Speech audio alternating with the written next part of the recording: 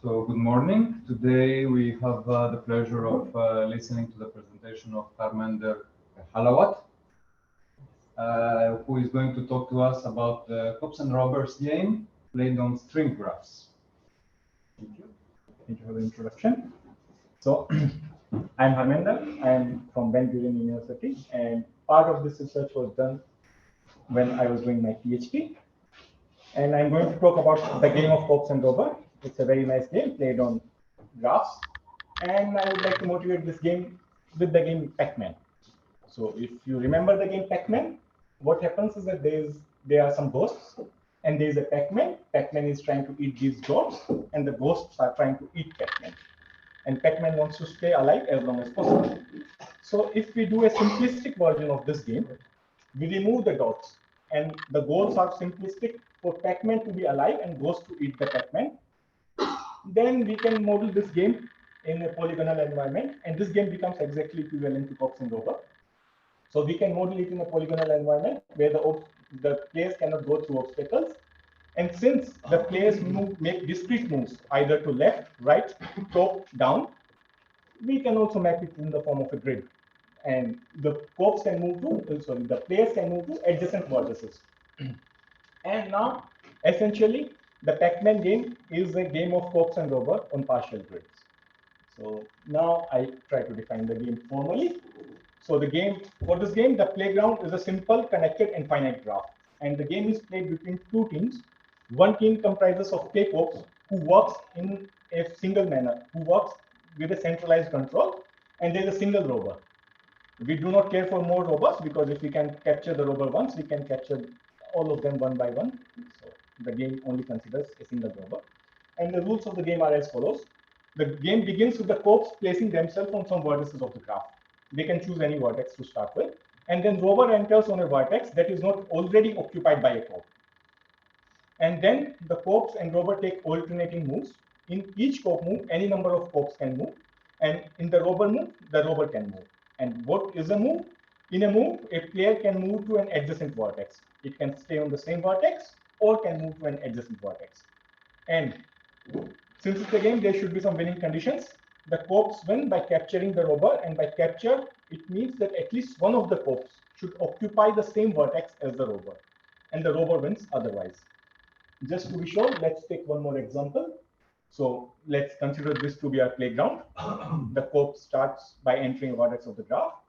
Let's consider only one cop and one robber. Then robber enters on a vertex. Cop moves trying to capture the robber. Robber moves trying to evade. And now again cop moves trying to capture. And this is a very interesting situation because irrespective of the move of the robber will be captured in the next round.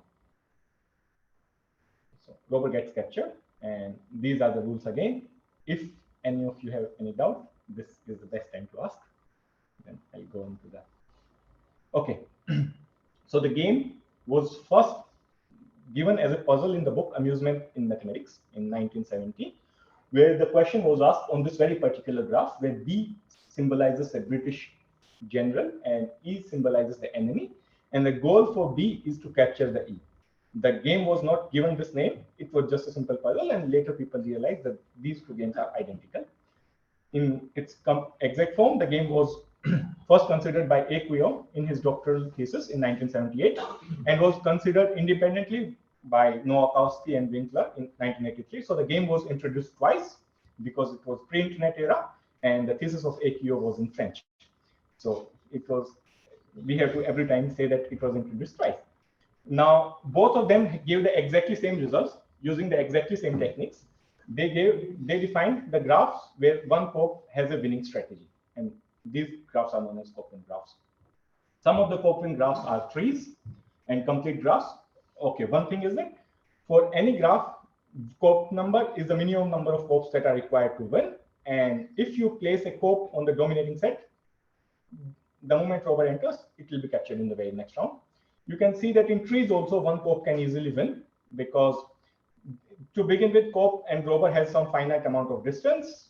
If whatever may be the move of the robber, cop can move again to make the distance equal. But since robber can only move a finite number of times away from the cop, since the graph is finite, it will end up on a leaf and this distance decreases.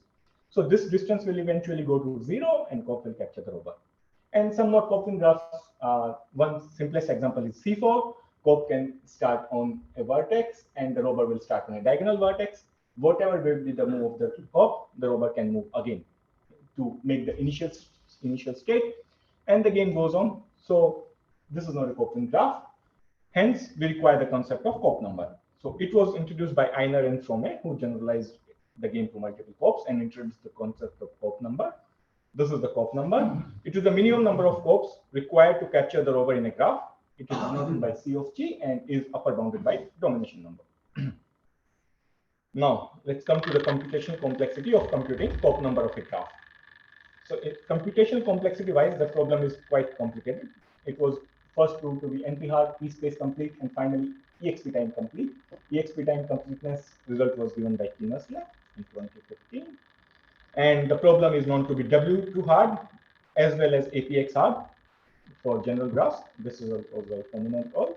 And this problem admits an XP time algorithm for K. Now, this XP time algorithm is also very interesting because it is one of the few problems that are NP hard and hard in all these manners and still admit sub-exponential algorithm, because it can be shown that the COP number of a graph, the K, is little of n. So it admits n to the power little of n algorithm, which is slightly not so common for these graph classes, not so common for these hard problems. Also, this problem is so hard for general graphs, but the moment we go to graph classes, this problem starts becoming easy. For example, we'll show in this slide, in this result, that the COP number for string graphs is at most 13. And string graph generalizes chordal graphs, planar graphs, unit-list graphs, many of these graph classes. So for most of the graphs, the problem can be solved in n to the power 13 times. So it's polynomial for all these graph classes, which is one of the motivations to study this problem on graph classes, so that we can have polynomial time algorithms for these graph classes. And so whenever we have a representation, for example, string graphs have a representation, I'll define them. So whenever we have a representation, COPs and rover game behave nicely. And why it behaves nicely? The techniques used are based on guarding. So today, all the results that we will achieve will be based on guarding techniques. And what is guarding? Consider a subgraph of G, and we say that COPs are guarding this subgraph H if rover is outside, and if at any point of time, COPs are ensuring that if at any point of time the rover enters this subgraph H, it will be captured immediately. So this subgraph is restricted to the rover. The rover cannot enter this subgraph. And so it was proved that by isometric paths, we mean any shortest path in the graph. Whenever we don't want to mention the endpoints explicitly, we say isometric paths. So we say that whenever a path is isometric, then one COP can guard P. And using this result, it was proved that 3 COPs are always sufficient to capture the rover in a planar graph. And the way you can guard the shortest path is very easy. So I'll explain it like in a short manner. So consider a path from V0 to Vk. Now, suppose we want to guard this path. What we do is that we do a BFS of the graph starting from V0, taking V0 at the root. And now we get all these distance classes, all these levels of the BFS, and Di contains all the vertices that are at distance I from V0. And it's easy to see that Vi is contained in Di. And now we define the image of the rover. So if my rover is in Di, I assume that somehow its image is placed on Vi. And now this image is restricted to this path. Since the image is restricted to this path and it has to follow the moves of the rover, we can capture the image in a finite number of rounds because we can capture the rover in a path. So when we do this, that when my rover is in Vi, my COP is on Vi, if the rover ever wants to enter the path, it can only enter at Vi minus 1, Vi or Vi plus 1. Because of the BFS property, it cannot go to Vi minus 2, then it will not be shortest path. So if it enters one of these vertices, it will be captured immediately. So it was a very simple proof. And using this on planar graphs, how we can capture the rover. we begin by selecting any shortest path between any two distinct vertices, V and U, and we guard it. So we guard this blue path to begin with. Now, we find another shortest path between V and U, which may be longer than only this path. Other than this path, it is the shortest path, and we guard that path also. Now, observe that in a planar graph, any cycle disconnects the graph in two connected components, if inside there is at least one vertex. And without loss of generality, we can assume that Zober is in one of them and that region is inside. Hence, Zober is inside. And now, since both of these paths are guarded, the Zober cannot go out. So we can think that the rest of the graph is deleted. So Zober is restricted to a subgraph. And now we guard another shortest path in the same region from V to U. Again, by the same logic, if the rover now gets, we got green path now, and the rover is either restricted between the green and yellow or between blue and green. And if it's between green and yellow, then we can see the code guarding the blue path, and now we have a free code. Again, using this technique, we can keep reducing the region accessible to the rover, and in a finite number of rounds, since the original graph was finite, the rover will be captured. And so this proves that, and this is the common framework that is used throughout COPS and rover, that find a way to restrict the rover from crossing a path or a shortest path, or to be specific, using, let's say, alpha number of COPS. Now, using the similar techniques, if the graph has a representation, take the geometric representation, bound the region using 2 alpha COPS, and take the third to bisect the region, to reduce the region, and we'll use very similar techniques. And one of the cool application of this guarding paths is the following, that if we have like, for example, but we have many modulator problems. For example, if we have a subgraph, if you have a subset of vertices such that removing that subset from the graph gives you connected components, and each of these connected components have finite bounded COP number. For example, in apex graph, you can remove one vertex and the graph becomes planar, and it has a bounded COP number. For another example is vertex cover. You take the vertex cover out of the graph, you have an independent set, and each of them have bounded COP number. So suppose if you have a subgraph deletion problem, you delete these vertices, each of the subgraph has bounded COP number, then the claim is that the COP number of the whole graph is bounded by the size of U divided by 2 plus alpha. And the proof is very simple. Fix an ordering of the vertices and find a shortest path between UI and UI plus 1 and guard it. And once you have guarded, the rover is restricted to the connected components you receive after deleting this. And since each of them have bounded COP number, you require these many COPs. And cool application is that corollary is that COP number of a graph is bounded by all these feedback vertex set, distance to chordal graphs, because chordal graphs are open, and distance to planarity, which are very general parameters. And this helps in getting FPT results, because if you have some FPT results parameterized by K and these things, you always know that K is upper bounded. Okay, now we'll come to our results. It was shown in 2018 that if you consider any isometric path, then 5 COPs can guard not only this path, but also the close neighborhood of this path. Any vertex that is in the neighborhood of this path can also be guarded using these 5 COPs. So, what is it? Neighborhood of the path. Okay. The close neighborhood of this path.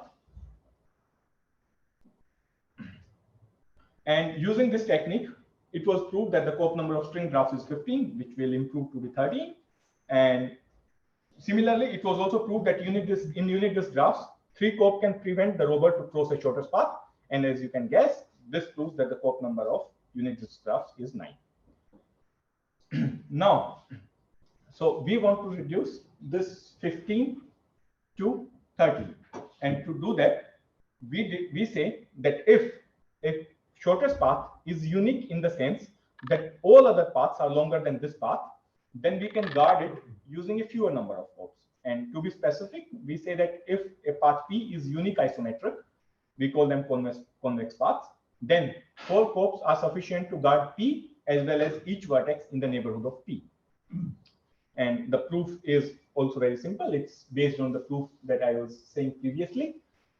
In this, what we maintain is that when my robber is at U, my cope, I have one sheriff and 3 deputies, and my deputies move, 2 deputies move just above the sheriff, and 1 deputy moves just below the sheriff, unless they are on the boundary vertices. We always maintain this property. And another property that we can maintain is that the sheriff is guarding the robber. So when sheriff is guarding the robber, if my U is in DI, my sheriff is in VI. Okay. Now, if at some point of time the robber decides, if we have maintained this property, which we can easily maintain, if at some point of time the rover decides to move to a vertex which is in neighborhood of this path. So suppose it moves to some vertex X that is in DI and is neighborhood of P. At this point of time, observe that X has to be adjacent to at least one of these 3 vertices, VI minus 1, VI, or VI plus 1. And it has to be adjacent to one of them because it's in the neighborhood. It cannot be adjacent to any other vertex, otherwise the shortest path property violates. And the thing to observe is that this green edge is not possible, because if this edge is possible, then there is a path from V0 to X to VI plus 1 to VK that is of the same length. Hence, this edge is not possible, and only these 2 edges are possible.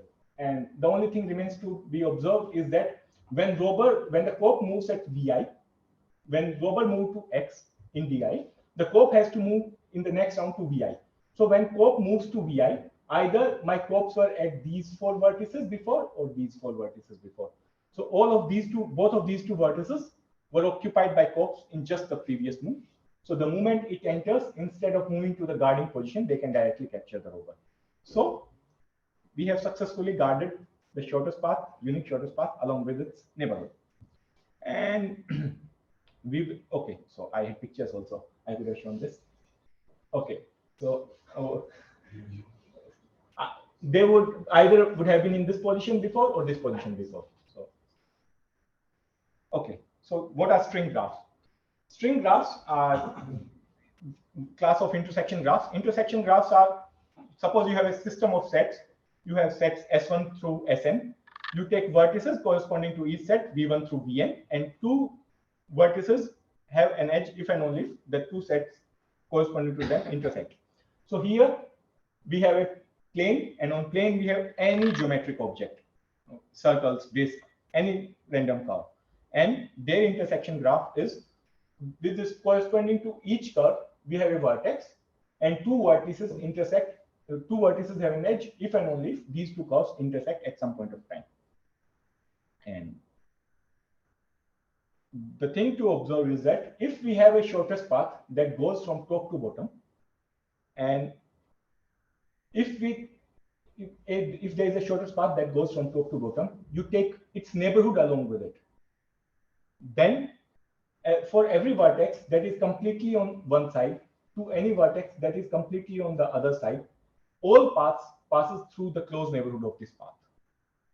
And so in a sense, the moment we guard a shortest path along with its neighborhood, it simulates what we were doing in planar graphs by just guarding the path. Because if when I'm guarding this this shortest path along with the neighborhood, the robber cannot be present at any vertex in the neighborhood. So it has to be completely on one of the sides, and when it is completely on one of the sides, it cannot cross as long as I'm guarding. So this is our algorithm. We start with guarding a shortest path that goes from a topmost vertex to bottommost vertex in a very fixed representation. We take a fixed representation, we'll keep this representation. And by topmost and bottommost, we define using the string that goes at the topmost and the string that goes at the bottommost. And now the most technical part is this, that we prove that whenever 2 teams are guarding the path, a region, one of them is always guarding a unique shortest path. And this we can achieve in string graphs. So how we do this, I tell only in the graph theoretic form. I'll not explain in the geometric form because that requires a lot of case analysis. And this proof is nice. So you have your shortest path. Suppose it was going from U0 to UK, and you are guarding this path along with its neighborhood. And now you want to find guard a next shortest path. You want to extend this in the robot region, this path. How do you extend this? You find a shortest path that goes from U0 to UK of the following form. You want a vertex X that is at distance I and also connected to Ui plus 1. And I want least such I. So in a manner, in this region, no vertex is connected, no vertex is of the form such that it is at distance j less than I and is connected to j plus 1. So in this region, this path is unique isometric. So if I can guard this path also, if I can guard this path along with this path, either my rover is here and I can free all my copes here. I have reduced the rover region. If my rover is somewhere here, I have, since this path can be guarded using 4 copes, this can be guarded using 5 copes. I went from 5 to 9. The difficult part is going from 5 to 9 without going intermediate to 10. And that we do using by following the fellow traveler property. So the fellow traveler property is this. It's well studied in convex graph theory. So two people move in such a manner that their distance from one particular vertex is the same. And here, since the path from Ui plus 1 to UK is the same, we consider it in such a manner that if my copes are below, they are already guarding the above path also, the right path also. And if they are here, I move my copes in such a manner that here I have 4 copes and here I have 5 copes. And the thing is that when I want to reach below here, this cope, whenever this team will require the 5th cope, it will require only after Ui plus 1. And this property is maintained by the fact that when this person will reach Ui plus 1, it will be acting as the second deputy of both the sheriffs. So this is the main property, and it can be achieved using some. This was the main thing. We go from 5 to 9. Now I have 1 4, 1 5. From this 5, also go from 5 to 9 and reduce the region. So in total, I use 13 number of copes. And this implies that the cope number of string graphs is at most 30. This was our main result. Now, there was a result by Gavenciak et al. That said that a string graph, okay, so there is a result that says if a graph G has girth at least 5, then its scope number cannot be less than its minimum degree. And hence, if a graph has girth 5 and scope number k, specifically string graph, then its k degenerate and hence k plus 1 tolerable. So this implies that for its string graph of girth 5, this is 13 degenerate and 14 tolerable. And this improves the previous bounds. Even the result that proves that string graphs of girth 5 have bounded cope number, bounded chromatic number is also quite complicated. So this is a nice corollary. And also the string graphs having girth at most 4 have unbounded chromatic number. Also, we can use the same technique to get results in slightly different variation of copes and rover, where each cope has to move in each round. Suppose there is a new commissioner in the town, and the commissioner says, I don't care about the productivity, but everybody should be moving all the time. I want you to be working. And now everybody has to work.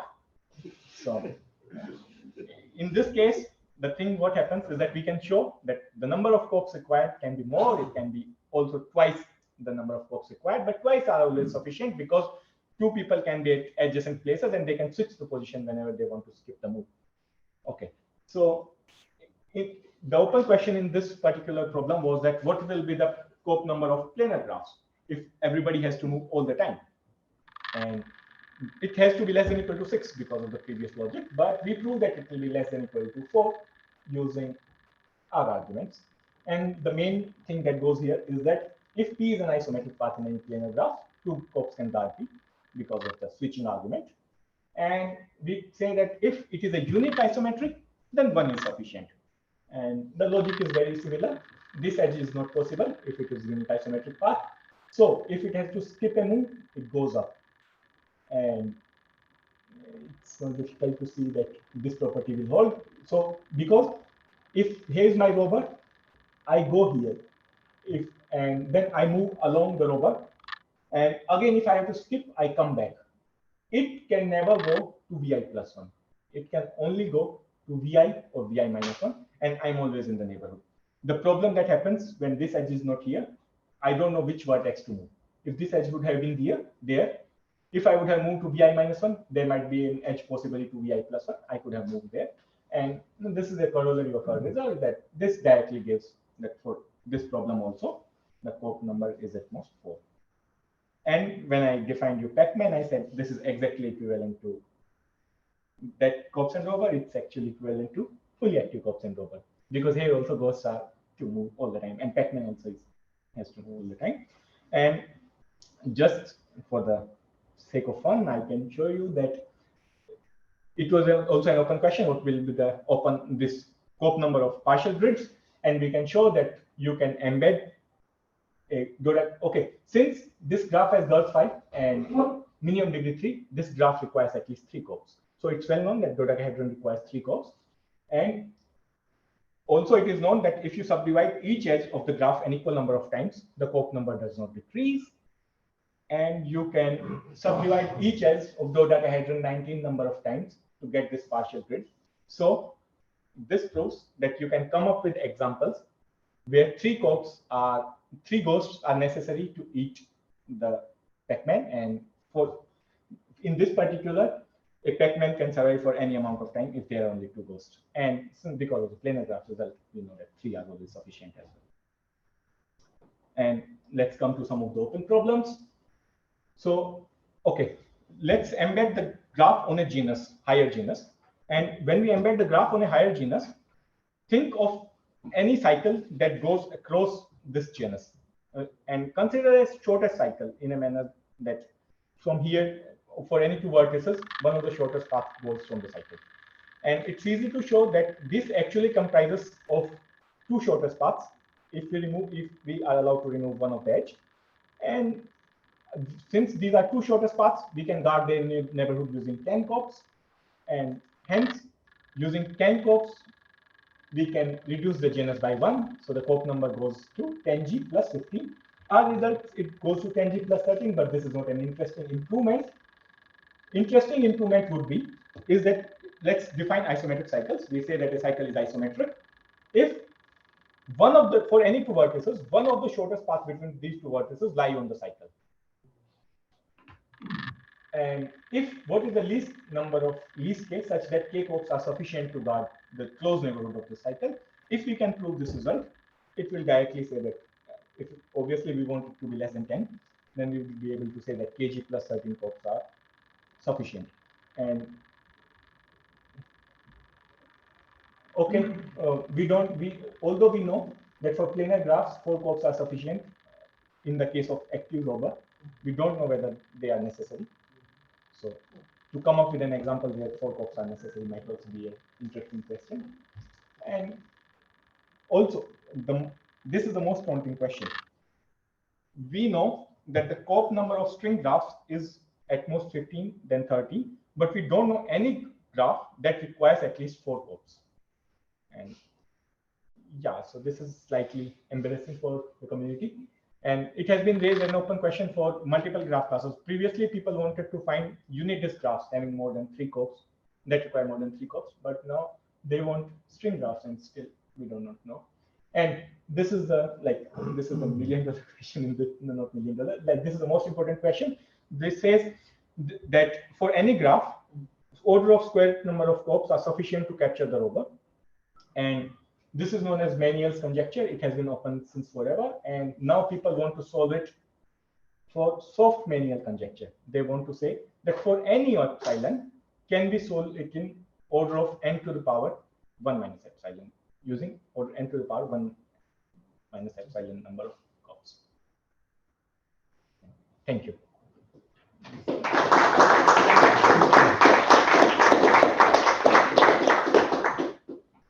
Thank you, Harmender. Thank you. So, are there any questions from the audience? Yes. Does it matter if I allow multiple Copes on one vertex or not allow it? Yes, so in this particular model, multiple copes are allowed on a vertex. And I believe it can matter if you say that no two copes can be on the same vertex at a point of time. It should matter. For example, take so we are guarding two shortest paths and they are crossing a vertex. Now only one of them can maintain the property, other might not.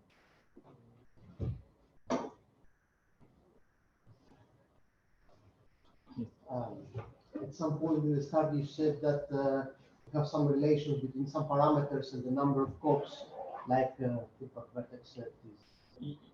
It is less than all these parameters, yes. Yeah, what about other parameters? Basically, parameters like neighborhood diversity. Yes, it's bounded by neighborhood diversity also. And the cluster deviation, actually. Sorry? Cluster deviation. Yes, cluster, because when you remove the cluster deletion, everything is explained. And everything has cop number 1, so using the same argument. Something like that was my brain. I was assuming that was probably the case. I believe deletion to causal is a super class of all these things. Deletion to causal is quite a big class. Deletion to planar graphs is also quite a big class. And deletion to string graphs, let's say, which contains almost many graph classes. Using the same argument, you can say that it's bounded by that number as well. So it's easy for many graph classes, but the moment you go to general graphs, by the way, there is no algorithm, like there is one algorithm using n to the power k plus 1 time that solves what is the minimum number of copes, which exists for any graph searching game. But a specific algorithm, for example, I say, okay, for planar graph, don't use that algorithm. Like that, what that algorithm does is, it takes the state graph.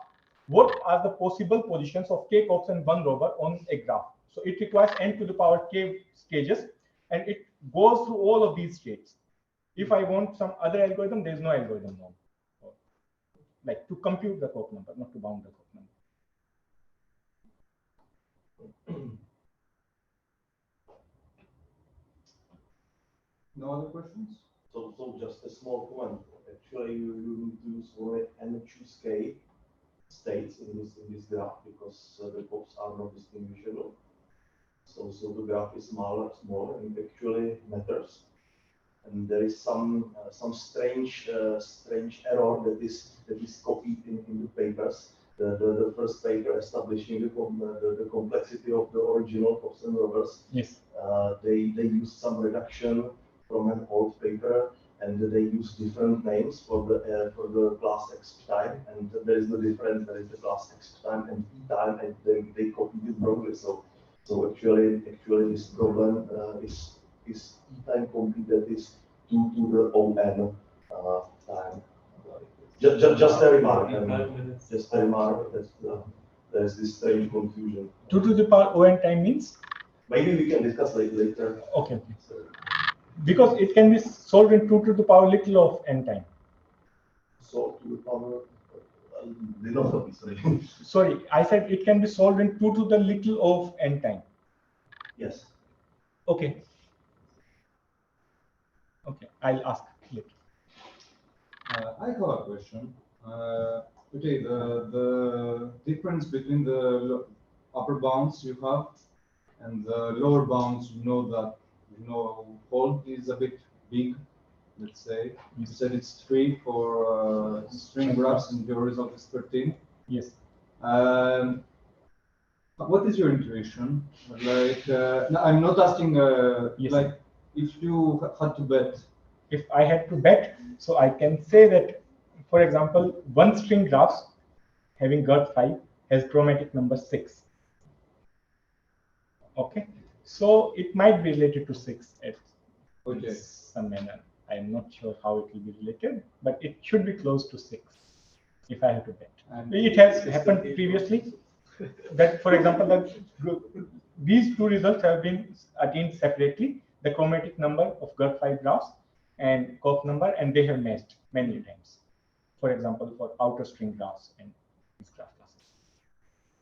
And yes, I will ask a second question. I am organizing. Okay. Second question. Do you think that your techniques, like from what I understand, you are basically doing variations of the very nice idea of planar graphs, basically. Yes. Is this technique already pushed to the limit, or can it also improve? Like, Yes. can we get better, even better results using this technique, or do we need to come up with something new? So in unit graphs, for one, so when I started solving this problem, I was trying to solve it for unit graphs, and then later I realized that the result works for string graphs as well. And I could not improve unit graph from 9 to 7, which is also bad for me. Okay, there somebody conjectured that using guarding-based techniques you cannot improve better than 9, but I don't believe their conjecture. Ah, Yes. okay. Are there any more questions? So let's thank the speaker again.